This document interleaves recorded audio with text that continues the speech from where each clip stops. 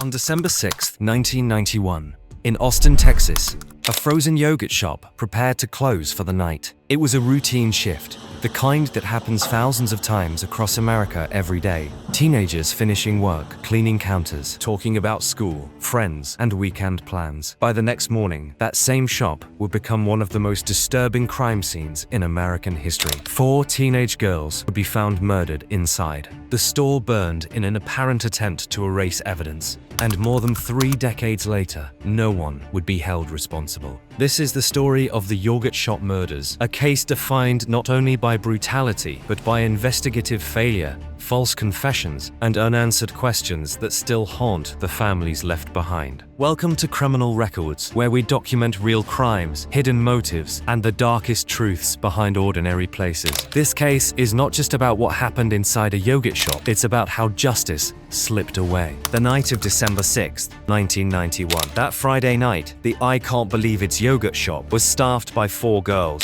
Eliza Thomas, 17, Jennifer Harbison, 17, Sarah Harbison, 15, Amy Ayers, 13. Eliza and Jennifer were experienced employees. Sarah and Amy were younger, helping out and learning the job. The plan was simple: close the store, lock up, and go home. But sometime before midnight, something went horribly wrong. When the girls didn't return home, families grew concerned. Then, shortly before midnight, firefighters were called to a blaze at the yogurt shop. At first, it looked like arson. That assumption would change within minutes. Once firefighters entered the building, they realized the fire wasn't the real crime. In the back of the shop, they found the bodies of all 4 girls. The fire had been set after the murders, likely to destroy evidence and delay discovery. This was not a robbery gone wrong. This was calculated, controlled violence. Austin, a city not accustomed to crimes of this magnitude, was thrown into shock. News spread quickly. Parents pulled their children from after-school jobs. Local businesses closed early. Teenagers were no longer allowed out at night. 4 girls had been murdered in a place meant to feel safe, and police were under immediate pressure to find answers. That pressure would shape everything that followed. From the very beginning, the investigation into the yogurt shop murders was working against time and against circumstance. The fire that brought authorities to the scene also destroyed much of what they needed most. Heat warped surfaces, smoke-coated walls, water from firefighting efforts washed away trace evidence that could have identified the killers. Investigators were not just dealing with a murder scene, they were dealing with a crime scene that had been intentionally compromised. The arson was not accidental. It was strategic. Whoever committed these murders understood that fire erases fingerprints, destroys DNA, and creates confusion.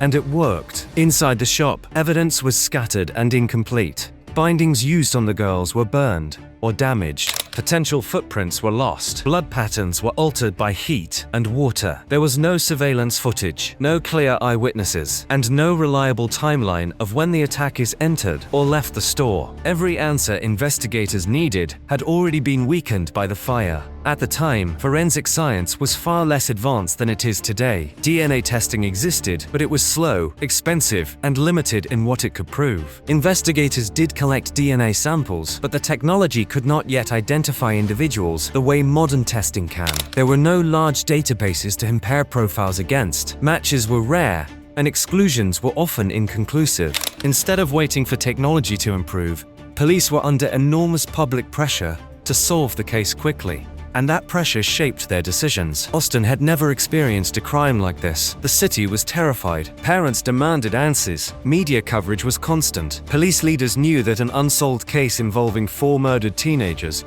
would define their careers. That urgency, however, came at a cost. Rather than slowing down and rebuilding the case piece by piece, investigators narrowed their focus early. They began looking for suspects who fit a theory, rather than letting evidence guide them. Once that happens, investigations become fragile. Another critical issue was scene contamination. In the hours and days following the fire, the shop was accessed by multiple personnel: firefighters, investigators, technicians. Each entry increased the risk of cross-contamination. Each movement inside the building made reconstruction more difficult. At the time, best practices for handling burned crime scenes were still evolving. Mistakes were made, not out of malice, but out of inexperience. Those mistakes could not be undone. As days turned into weeks, leads dried up. Tips came in from the public, but none could be verified. Suspects were questioned and released. With no clear direction, frustration set in. Investigators needed a break, something tangible to hold on to, and when the evidence could not provide it, they turned to people. This is where the investigation began to shift from science to psychology. Instead of waiting for forensic breakthroughs, police relied more heavily on interrogations. They believed that someone, somewhere, knew something. If they could just get the right confession, the case could move forward. That belief would later define the most controversial chapter of the yogurt shop murders. It's important to understand who these girls were. They were not Leslie Simple to us. They were in confidence. Eliza Thomas was ambitious. Jennifer Harbison was protective and responsible. Sarah Harbison was creative and quiet. Amy Ayres was only 13, excited to be working alongside older girls she admired. They were killed, not because of choices they made, but because someone chose them. As months passed with no arrests, frustration grew. Tips flooded in, but none led to solid suspects. Eventually, police focused on 4 local teenage boys. Their connection to the case was thin, but investigators believed they had found their answer. Interrogations followed. They were long, intense, and conducted without parents or lawyers present. What police obtained were confessions, but confessions filled with inconsistencies. Each confession told a different story. Details didn't match the crime scene. Timelines contradicted known facts. Despite this, charges moved forward. Years later, improved DNA testing delivered a critical revelation. The DNA did not match any of the accused boys. The charges were dropped. 4 young men walked free. The real killers remained unidentified. The yogurt shop murders refused to fade into history. Journalists reopened the file. Cold case investigators re-examined evidence. DNA profiles suggested multiple male contributors. None matched anyone in the system. Suspects were named, investigated, and cleared. Each new lead ended the same way: nowhere. For the families, time offered no comfort. There were no trials to attend, no verdicts, no explanations. Birthdays passed, graduations never happened, lives stopped while the world moved on. The absence of answers became its own form of punishment. The yogurt shop murders represent more than an unsolved crime. They expose how pressure can derail justice, how false confessions can destroy lives, how evidence mishandling can permanently close doors. This case is taught in criminal justice programs,